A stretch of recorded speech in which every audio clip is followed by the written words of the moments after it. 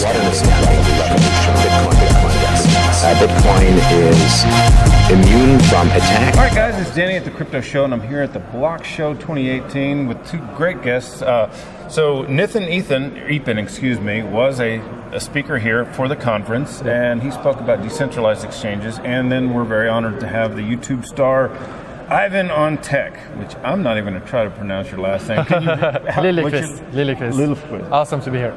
Awesome. Yeah, very nice to be here. Yeah, and you know, actually, my son recommends, he watches your YouTube channel all the time and tells me about it. So it's great to have you on, and I've seen it a few times as well. Awesome to hear.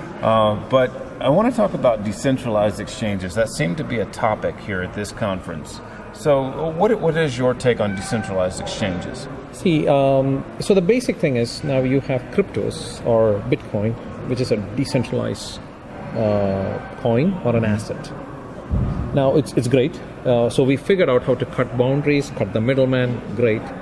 But now we're putting it on a centralized exchange. So the idea that you're in control of your identity or your private key now is with the exchange. Mm-hmm. So that creates that single point of failure. They can be hacked, and they are having your private key. So it's not, the money is not really with you.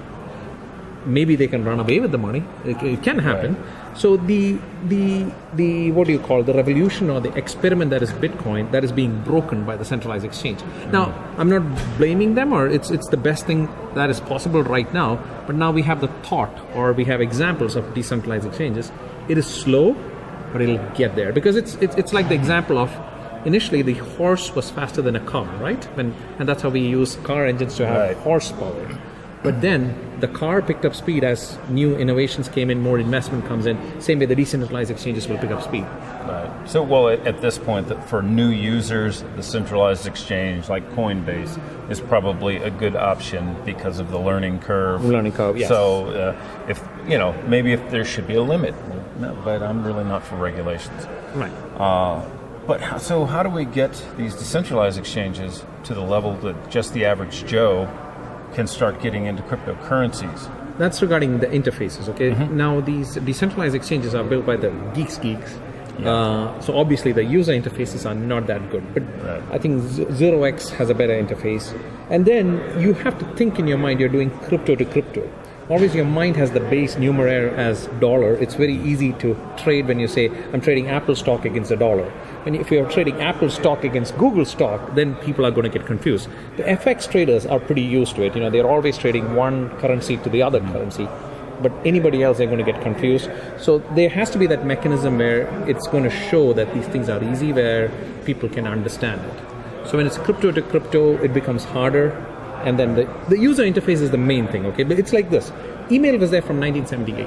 But when did we start using it? It's when the browser came in.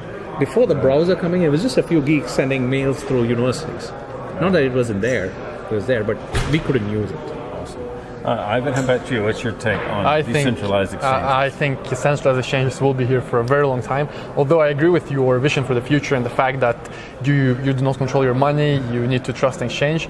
I think people will need customer service. People will need to feel that there's someone who can answer in their native language. That is a big deal for many people outside of the US. That, for example, my mom, she doesn't trust Coinbase. She doesn't trust any exchange that is outside Sweden. Okay. And that is a very important aspect that Americans, I think, don't really think about. And although you have global companies, many people want to have, for example, customer support in their own native language.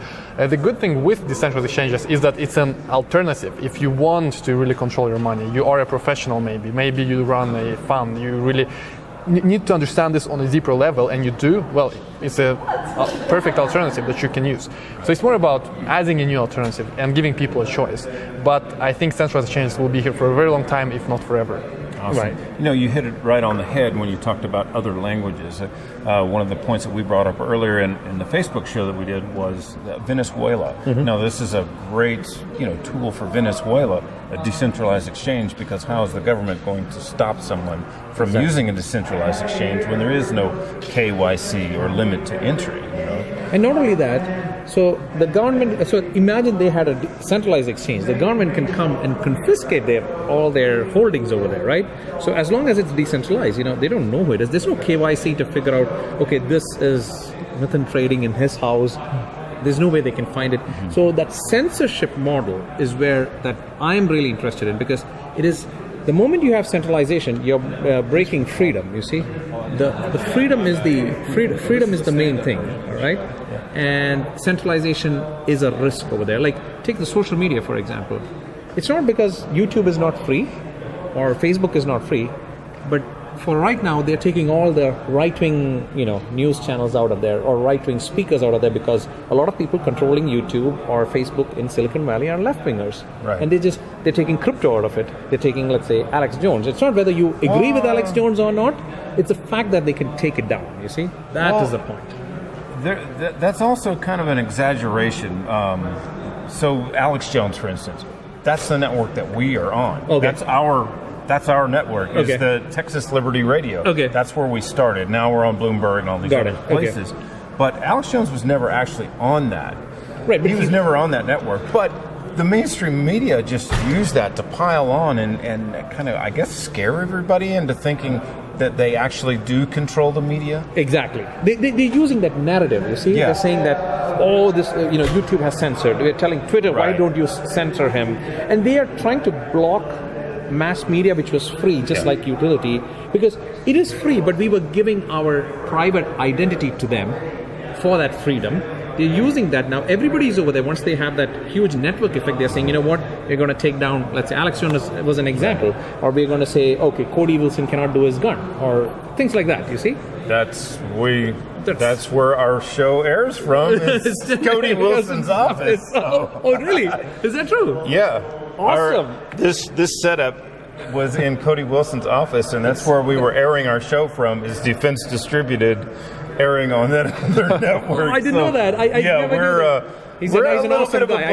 We're kind of a black sheep in the media market. But I don't know the guy, but I just give it to him for standing up. You see, it's the fact that he took a stance, he fought for it. So the government or Big Brother controls you with money production, because it's with them, centralized. They can censor you, take control of it, and arms. Two things that they can. Every country, how they control people is with that. When they have the military force or with arms. When you have arms and when you have the money production, you're not free. You're not realistically free. So an interesting story about that is that the whole defense distributed thing with the 3D printed gun. You can thank Bitcoin for that. That's how that was funded. Basically, donations from Bitcoin. Funded. I recently interviewed Cody on one of our other networks, and that's how that stuff got funded. So because they had stopped his other funding mechanism. Bitcoin is creating free speech and protecting the Second Amendment. So it's practically protecting the First Amendment at this point. It's not the Second Amendment. It's practically the First Amendment. Yeah. So the Cody Wilson case. Do you know the Cody Wilson? Are you familiar with it? I'm familiar with Alex Jones, but not the Cody Wilson. Cody Wilson is this is the 3D printed guns. It's a 3D printed gun. You can download a file and print your own gun. Well, you guys they were censored. You guys are issued guns in Sweden, right? Or no. I mean, Sweden sells a lot of guns, but you don't have guns in Sweden. Normal people don't have them. Okay. I'm thinking Switzerland. Switzerland, yes. Switzerland, everybody, they have to do military service and they have to have guns. Right. The history of Switzerland is that nobody has taken over Switzerland from, I think, 1400 till date. Yeah. Like even when Germany was conquering Europe, they left Switzerland. People say they left Germany because that means Germany left Switzerland because the money was there, but it was not because the money was there. It was because they knew that everybody in their house had guns. Yeah. Like, you're a military guy, you have an armed force. If you know the other guy is not firing at you, you can go and round him up or shoot him down. Right. But if you know that each one of them have a gun, it's like going to Wisconsin, and thereby, with the World War II or whatever, they were dropping the Liberator, and that's why Cody Wilson named that gun as the Liberator. Yes, So the State Department went against Cody Wilson. It's not like he made the gun. He published how to make a gun to take it down.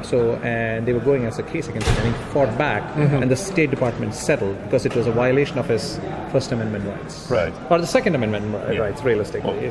Well, in his issue, it's First Amendment. It had nothing to do with it. It has to do with the First Amendment by issuing the issuance of information. Information, yes. Right. So, well, tell us more about your show, Ivan, and And tell us more about what you do as well. So I do daily shows on YouTube. It's about technology, blockchain technology, how Bitcoin works under the hood, how Ethereum works, different projects on top of Ethereum, what is the difference, what is the use case, and what is the global shifts we see in different industries. And I mean, I've been doing it for almost a year, and it's fun to do, it's amazing. And not only that I educate, I also learn a lot myself. Right. And apart from that, we also have an online academy with 10,000 paying customers studying how to program blockchain applications, decentralized apps. And so we're working a lot without kind of like our like blockchain academy sort of. Yeah, like exactly. What Jason King is doing. Are you familiar with that? I'm not. Oh, but okay. it is an online academy, Right. and it's going great. We see a lot of interest from institutional investors as well. They want to get in and they want to learn. Yeah. And I think although we have a bear market right now, there is still a lot of interest from the very serious investors and from investors who really see this long term and not only following the hype. So the statistic that Jason throws out there for Blockchain Academy, or just called Academy, is that there are 14 jobs for every position out there. One developer. Yeah, one for developer. every for one developer, there are 14 jobs in the blockchain space. So the price can go down. It's okay for the price to go down. It's like the internet stocks crashed, right? But you still need developers for the money that has already, like 9.5 billion has been raised from June. That is something to realize. All of these ICOs are very rich. Right. And then they promised all the investors they're going to bring the moon to the blockchain.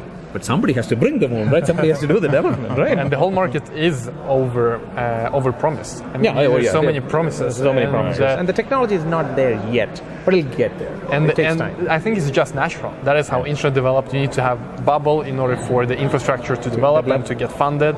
So I think it's just natural way of new technology entering the market. And the bad projects have to fail, and all those resources and people who are allocated have to be reallocated to good projects. And their price has to come down, because right now, so what I heard is there were 3 or 4 developers hired at $1 million plus in New York City, because all these ICOs are rich in cash. They promise they will deliver, but where are the developers? Right. There's not too many developers out there. First of all, there's not too many people who even gets the concept of blockchain, consensus mechanism, distributed consensus. So forget blockchain. First, let the concepts come through. So on his academy, on the Blockchain Academy from Jason, what he's focusing on is actually people who have a mid-level understanding of development, and he's teaching them best practices for blockchain. At what level do you come in on teaching? We start from nothing. We actually teach programming from scratch. So you're teaching programmers. I mean, our academy is massive when it comes to development. We teach programming from scratch, and then we connect that knowledge and make it easy for people to start with Ethereum programming using Solidity. And then from that we go to EOS and tell people how it works, educate people how you build, for example, an ICO on EOS. And then we also do NEM development. So we do Ethereum, EOS, and NEM. And it's all from scratch. And we have, I mean, in the academy as a whole, we have 10,000 people. And in that coding course, it's about 6,000. That's pretty very impressive. Do the users actually contribute back to the academy as well? So we have a forum where everyone is, for example, discussing the assignments. We have, after each class, there is an assignment that you need to do, and you can discuss it on the forum. So we have a very active forum of developers helping each other and discovering new solutions to different problems that they face in the course. And then they get a certificate at the end. Awesome. Do you have like job placement from that? Or? Yes. So that is something we do at Stockholm Blockchain, which is our consultancy.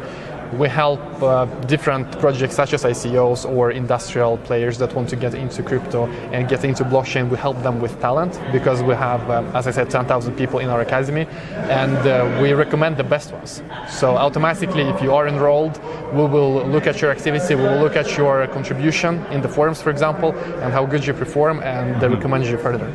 Awesome. All right. That's a place like training and education is where, I mean, the services business is what is going to do good right now. It's like organizing an event, getting people to come there. The events are doing very good. Training is going to do very good. Advisory, marketing, PR. It's all services rather than the blockchain. It's like the gold rush. The people who are providing the shovels are going to do phenomenally well. Well, how about you? What are all the projects that you're working on? So we are primarily investors, okay? We are, we're token buyers or token investors. We buy tokens because we believe in the space. As part of the belief, we're trying to find good projects and good founders and invest early on to see if we can get the great return. So that is from an investment angle. And we do have advisory services where we go out and try to help companies, craft that story which will appeal to the crypto investors. Okay. Because it's a different set of investors. What they look for is very different. So we help them craft that story. So they have a business, but they want to tackle, or they want to reach out to the crypto investors, because then you have the whole world who can fund that project, rather than them reach to 5 VCs or beg 200 VCs to get 5 to invest in them and dilute the share in the company. This is crowdfunding on steroids. What is an ICO? It's realistically crowdfunding on steroids, if you ask me. So we help them in that. And besides that, I try to personally spend a lot of my time trying to educate people on a one-on-one level. Okay, so like Ivan, he reaches a mass. Yeah. And I try to put, one person at a time. It's very inefficient, but it's more of a, because of that, I make all these friendships with people on a... It's also a virus. If you teach somebody properly, they're going to teach more people as well. So it's like I'm trying to do a pay it forward where somebody taught me this thing. And, Right. And a lot of things, there's no one place where you can learn everything. It's kind of haphazard. And it is not an easy concept initially. So, I show them, I set up a wallet, I sit with them, I send them a small amount of Satoshis. And, and I show them this is what you can do. And then I tell them you can go to Coinbase or something like that, buy for $500, check it out, see how it works, send money out. How can people get a hold of you and find out more? The easiest way is LinkedIn, Nithin Eapen. Just search me on LinkedIn, reach out to me. I always respond, or email me, and LinkedIn is the best, you see. You can get a hold of me. I'm traveling anywhere. Okay. It doesn't matter if my phone works, because I do travel to speak at various conferences. All right, and Ivan on Tech on YouTube? Correct? YouTube, Twitter, Instagram. And the anywhere. name of the academy, in case somebody wants to learn. It's coding.ivanontech.com. Coding at ivanontech.com. .ivanontech.com. All right, check that out, guys. And thank you guys so much Thank you very much coming on, man. Thank you so much. All right.